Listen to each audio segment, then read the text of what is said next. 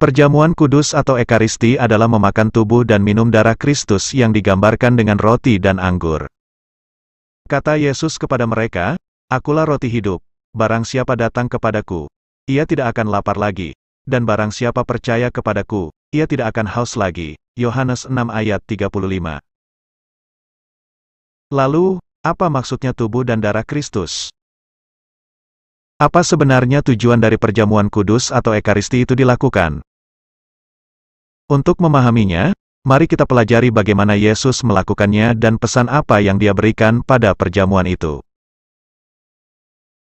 Bagaimana Yesus melakukan perjamuan bersama-sama dengan murid-muridnya? Yesus mengambil satu roti, mengucap berkat, memecah-mecahkannya lalu memberikannya kepada murid-muridnya. Matius 26 ayat 26-28. Dan ketika mereka sedang makan, Yesus mengambil roti, mengucap berkat, memecah-mecahkannya lalu memberikannya kepada murid-muridnya dan berkata, "Ambillah, makanlah, inilah tubuhku." Sesudah itu ia mengambil cawan, mengucap syukur lalu memberikannya kepada mereka dan berkata, "Minumlah kamu semua dari cawan ini, sebab inilah darahku, darah perjanjian yang ditumpahkan bagi banyak orang untuk pengampunan dosa." Satu roti dibagi ke semua murid-muridnya. Semua murid-murid Yesus minum anggur dari satu cawan milik Yesus. Markus 14 ayat 22-24.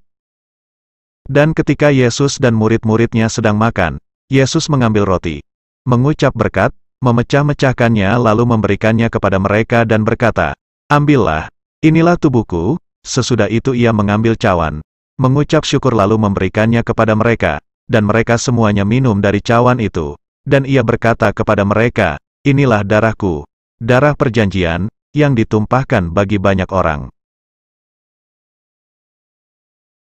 Satu roti dibagi ke semua murid-muridnya. Semua murid-murid Yesus minum anggur dari satu cawan milik Yesus. Lukas 22 ayat 19-20. Lalu ia mengambil roti, mengucap syukur, memecah-mecahkannya dan memberikannya kepada mereka. Katanya, "Inilah tubuhku yang diserahkan bagi kamu. Perbuatlah ini menjadi peringatan akan aku." Demikian juga dibuatnya dengan cawan sesudah makan. Ia berkata, "Cawan ini adalah perjanjian baru oleh darahku, yang ditumpahkan bagi kamu." Satu roti dibagi ke semua murid-muridnya. Semua murid-murid Yesus minum anggur dari satu cawan milik Yesus. Apakah para pendeta atau imam memecah-mecahkan atau memotong satu roti menjadi banyak lalu memberikannya kepada anggota gereja?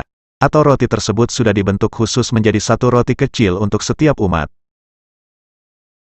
Apakah makan roti dan minum anggur dalam perjamuan kudus atau Ekaristi adalah soal makan roti dan anggur yang bersifat makanan jasmani, yang masuk dari mulut lalu dibuang ke jamban?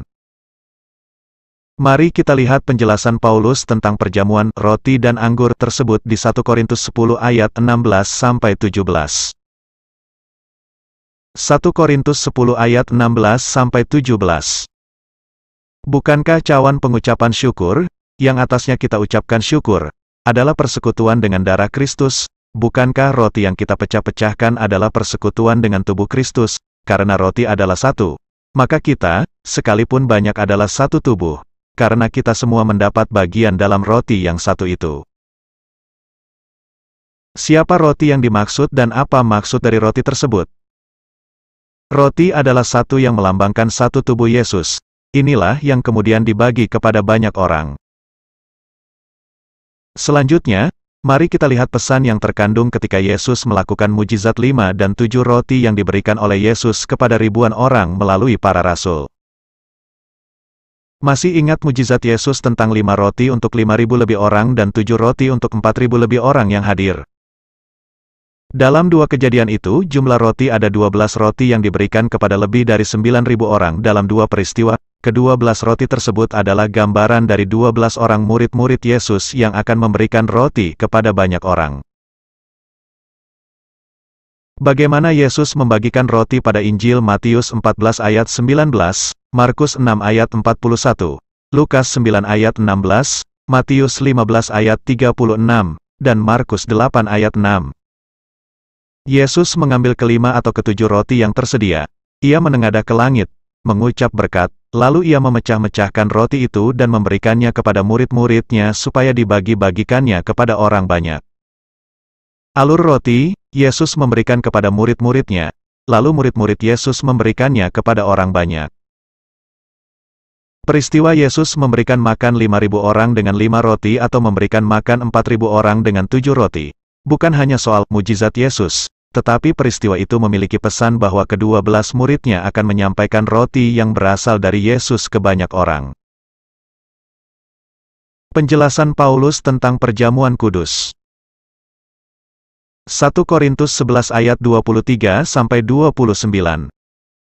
Sebab apa yang telah kuteruskan kepadamu, telah aku terima dari Tuhan, yaitu bahwa Tuhan Yesus, pada malam waktu ia diserahkan, mengambil roti dan sesudah itu ia mengucap syukur atasnya, ia memecah-mecahkannya dan berkata, inilah tubuhku yang diserahkan bagi kamu, perbuatlah ini menjadi peringatan akan aku. Demikian juga ia mengambil cawan, sesudah makan, lalu berkata, cawan ini adalah perjanjian baru yang dimeteraikan oleh darahku, perbuatlah ini, setiap kali kamu meminumnya menjadi peringatan akan aku.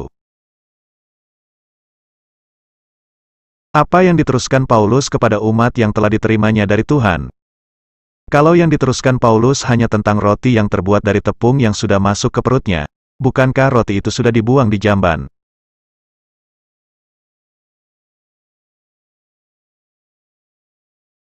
Kalau perjamuan kudus atau Ekaristi adalah sebuah peringatan tentang Yesus, lalu apa tujuan sebenarnya dari perjamuan kudus atau Ekaristi?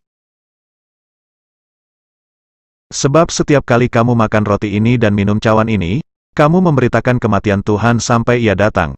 Jadi barang siapa dengan cara yang tidak layak makan roti atau minum cawan Tuhan, ia berdosa terhadap tubuh dan darah Tuhan. Karena itu hendaklah tiap-tiap orang menguji dirinya sendiri dan baru sesudah itu ia makan roti dan minum dari cawan itu.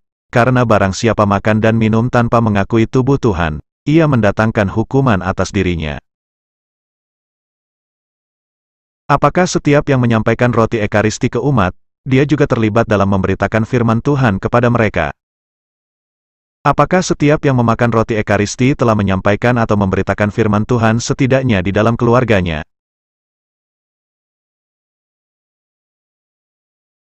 Layak atau tidaknya seseorang menerima roti Ekaristi? Apakah soal sudah dibaptis di gereja itu atau sudah menerima komuni pertama? Bagaimana dengan tukang mabuk, penjudi, penipu dan lain-lain yang walaupun dia sudah dibaptis, sudah naik sidi atau sudah komuni pertama, apakah dia layak ikut Ekaristi?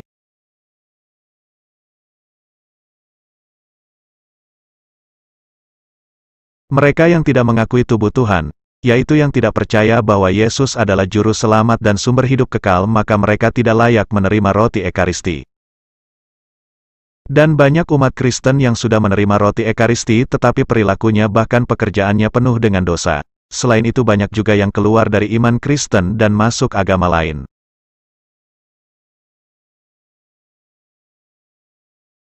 Perjamuan kudus atau Ekaristi bukan soal makanan jasmani yang masuk ke dalam perut melalui mulut, lalu keluar dan dibuang ke jamban, tetapi perjamuan kudus adalah soal pemberitaan firman Tuhan tentang keselamatan yang diajarkan oleh Yesus harus disampaikan kepada banyak orang. Tubuh Kristus adalah firman Allah yang menjadi daging, yang digambarkan dengan roti hidup yang datang dari surga, yaitu hidup kekal yang harus disampaikan atau diberitakan kepada banyak orang. Sedangkan anggur adalah gambaran dari darah Kristus yang ditumpahkan bagi banyak orang untuk pengampunan dosa, dan cawan itu menggambarkan penderitaan yang harus diterima ketika memberitakan firman Tuhan. Seorang yang memberikan roti Ekaristi kepada umat adalah seseorang yang sudah ditahbiskan untuk memberitakan firman Tuhan kepada orang, sebab pengertian memberikan roti Ekaristi adalah memberitakan Injil Kristus kepada banyak orang. Seseorang yang layak menerima roti Ekaristi adalah orang yang sudah beriman bahwa Yesus adalah Tuhan dan Juru Selamatnya, dan hidup seperti yang dikehendaki oleh Yesus, sebab roti Ekaristi tersebut adalah lambang firman Tuhan yang harus dilakukan. Mudah-mudahan video ini memberikan manfaat kepada semua orang, walaupun penjelasannya masih kurang sempurna.